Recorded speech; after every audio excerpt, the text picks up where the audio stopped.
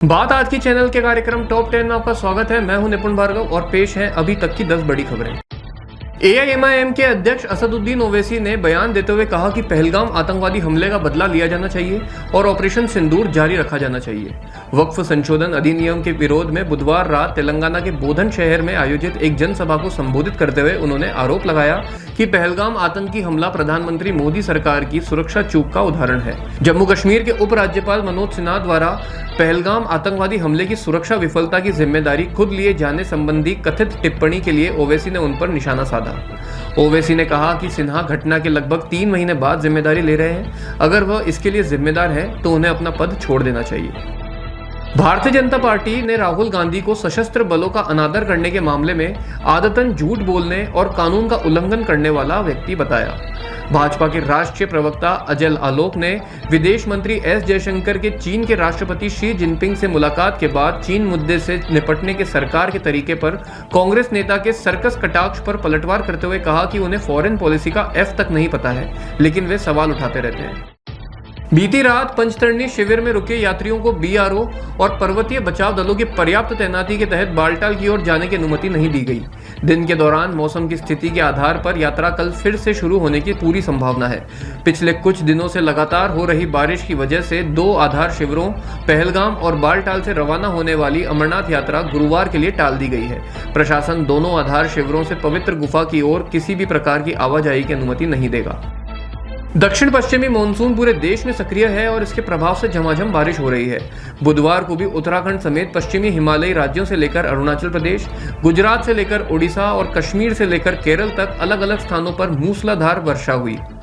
राष्ट्रीय राजधानी में भी बौछारें पड़ी और खराब मौसम के कारण इंदिरा गांधी अंतर्राष्ट्रीय हवाई अड्डे से 5 उड़ानों को जयपुर और अमृतसर डाइवर्ट करना पड़ा। मौसम विभाग ने पूर्वी और उससे सटे मध्य भारत में अगले 2 दिन और दक्षिण भारत में 6 से 7 दिन भारी बारिश की संभावना जताई है। भारतीय मौसम विज्ञान विभाग के अनुसार उत्तर पश्चिम भारत, बिहार, पूर्वी उत्तर प्रदेश और झारखंड में 2 पश्चिमी विक्षोभ सक्रिय हैं और निम्न दबाव के क्षेत्र भी बने हुए हैं। ट्रंप सरकार के खिलाफ 20 राज्यों में मुकदमे दर्ज कराए गए हैं। इन 20 राज्यों ने मुकदमे में कहा है कि जरूरी आपदा सुरक्षा कार्यक्रम को गैर कानूनी तरीके से बंद किया गया है, जिससे लोगों की सुरक्षा और जान खतरे में पड़ गई है। इसलिए उन्होंने फेमा पर केस किया है ताकि ये कार्यक्रम दोबारा शुरू हो सके। ये राज्य चाहते हैं कि लंबे समय से चल रहे अनुदान कार्यक्रम को बंद करने का फैसला रद्द किया जाए। ये कार्यक्रम प्राकृतिक आपदाओं से होने वाले नुकसान से बचाने में मदद करता है। हज की ख्वाहिश रखने वाले 12 साल से कम उम्र के बच्चे सऊदी अरब नहीं जा सकेंगे। सऊदी अरब सरकार ने 12 साल तक के बच्चों की हज यात्रा पर रोक लगाई है। इसके अलावा गंभीर बीमारियों से ग्रस्त लोग भी हज के लिए आवेदन नहीं कर सकेंगे। साथ ही 18 वर्ष से कम आयु के किसी भी आवेदक के अकेले आवेदन करने पर माता पिता या कानूनी अभिभावक की अनुमति अनिवार्य होगी। पाकिस्तान के पूर्व प्रधानमंत्री इमरान खान ने जेल से कहा है कि अगर उनके साथ कुछ होता है तो इसके लिए सेना प्रमुख असीम मुनीर जिम्मेदार होंगे।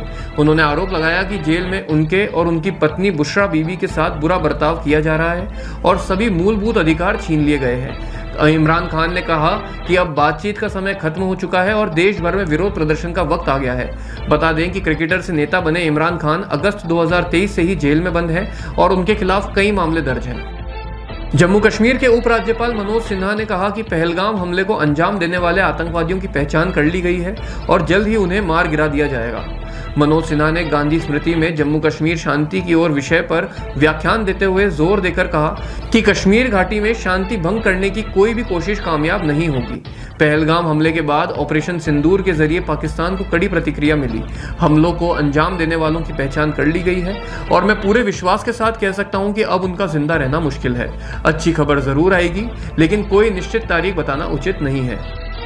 मध्य प्रदेश के मुख्यमंत्री मोहन यादव ने कहा कि भारत और स्पेन 2 प्राचीन सभ्यताओं के वाहक हैं और दोनों देशों ने नैतिक मूल्यों के आधार पर अपनी सदियों पुरानी संस्कृति को आगे बढ़ाया है। स्पेन की यात्रा पर आए यादव ने मध्य प्रदेश में विभिन्न क्षेत्रों में यूरोपीय देश से निवेश की मांग की है। उन्होंने कहा कि दोनों देश जुड़वा भाई जैसे हैं। अब हम विकास के मामले में साथ मिलकर आगे बढ़ेंगे।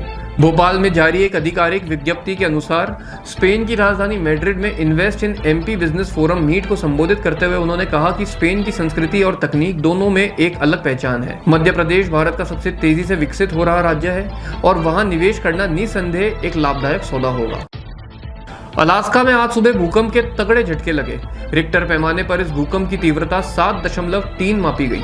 राष्ट्रीय भूविज्ञान केंद्र के मुताबिक भूकंप का केंद्र जमीन के अंदर 36 किलोमीटर की गहराई पर था। इलाके में आने वाले समय में भी भूकंप के झटकों की आशंका जताई गई है। न्यूयॉर्क टाइम्स की रिपोर्ट के बाद 7.3 तीव्रता वाले इस भूकंप के बाद अलास्का के तटवर्ती इलाकों में सुनामी की भी चेतावनी जारी की गई है। टॉप 10 में अभी के लिए इतना ही। अगले कार्यक्रम सुपर 30 में आपसे फिर मुलाकात होगी। तब तक के लिए आज्ञा दीजिए। नमस्कार।